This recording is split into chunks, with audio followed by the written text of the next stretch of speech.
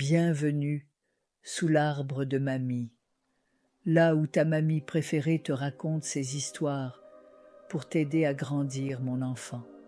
Aujourd'hui, nous allons parler de quelque chose de précieux et de cet air qui change, de cette distance qui s'installe sans crier gare et qui nous laisse le cœur en suspens. L'air a changé, n'est-ce pas? Il y a quelques jours, ou peut-être même quelques heures, tout était simple, proche, évident. Et puis, sans prévenir, un mur invisible s'est dressé, un froid, une distance. Ce n'est pas une dispute, non. C'est presque pire. C'est un silence qui s'étire, un regard qui fuit, un corps qui ne cherche plus le contact. C'est un abandon invisible. Et là, à l'intérieur de toi, c'est la panique. Ton esprit s'emballe, il devient un détective fou qui cherche la moindre preuve, le moindre indice. Qu'est-ce que j'ai dit? Qu'est-ce que j'ai fait? Tu repasses en boucle vos dernières conversations, tes gestes, tes mots. Tu cherches l'erreur que tu aurais commise, la faille qui justifierait ce retrait. Tu veux comprendre pour pouvoir réparer. Tu veux une explication pour reprendre le contrôle. Parce que ce que tu veux, plus que tout, ce que ton cœur crie en silence, c'est de garder le lien, coûte que coûte. Tu as une peur bleue de l'abandon. Ma chérie, approche, respire un grand coup. Et si son silence n'était pas une arme pointée contre toi, mais une simple couverture sous laquelle il se cache? On ne nous apprend pas ça, mais face à une difficulté, une peur ou une grande confusion, les hommes et les femmes n'ont pas toujours le même réflexe. Toi, ton réflexe, c'est de parler, de créer du lien pour affronter la tempête ensemble. Lui, son réflexe, c'est souvent de se retirer, de se mettre en retrait pour se protéger, non pas de toi, mais de ses propres émotions qu'il ne sait pas comment gérer.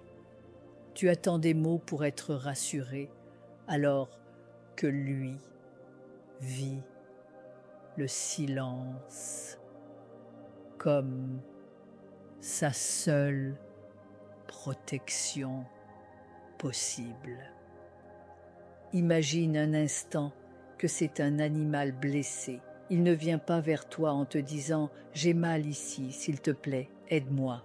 Non, il se cache dans sa tanière, il lèche ses plaies en silence et il attend de reprendre des forces avant de ressortir. Ce n'est pas un rejet de ta personne, c'est son instinct de survie qui parle. Tu n'attends pas des mots d'un animal blessé. Alors pourquoi en attends-tu d'un homme qui utilise le même mécanisme? Tu te retrouves face à la porte fermée de sa tanière et ta peur te hurle de frapper plus fort, de crier, de secouer la poignée pour qu'il te dise enfin ce qui se passe. Tu crois que tu dois forcer l'entrée pour le sauver et pour te sauver toi-même de cette angoisse. Mais la transformation, mon enfant, ce n'est pas de forcer la porte, c'est d'apprendre à t'asseoir à côté, dans le calme. Ce n'est pas un acte de soumission, c'est un acte de puissance. Tu lui montres que tu es assez solide pour supporter son silence sans t'effondrer. Tu cesses de voir la porte comme un rejet et tu commences à la voir comme sa protection. Tu peux même lui glisser un mot doux sous la porte, un mot qui dit « Je suis là ». Prends le temps qu'il te faut. Je respecte ton silence. Tu apprends à entendre son silence, non plus comme un « je te rejette », mais comme un « je ne sais pas comment faire là tout de suite ». Et voici la vérité, ma douce. Ce n'est probablement pas qu'il ne t'aime plus, c'est simplement qu'il ne sait plus comment rester auprès de toi, sans se perdre lui-même dans sa propre tempête. C'est une vérité douce amère, car tu ne peux pas le forcer à sortir de sa tanière. Tu ne peux pas guérir son chaos à sa place. Mais ce que tu peux faire, c'est cesser de croire que son retrait est une mesure de ta valeur. Ton pouvoir, ce n'est pas de le faire parler.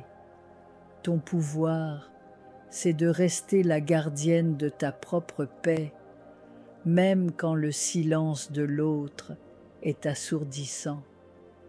Si tu as déjà senti ce mur invisible se dresser, si tu as déjà cru que son silence était une punition ou un manque d'amour, viens partager en commentaire, si tu l'oses, un mot qui décrit ce que tu ressens dans ces moments-là. Panique, incompréhension, tristesse. Le nommer, c'est déjà refuser de le laisser te définir. C'était la leçon du jour. Je te dis à très vite, mon petit trésor, sous l'arbre de mamie, là où les vérités prennent racine.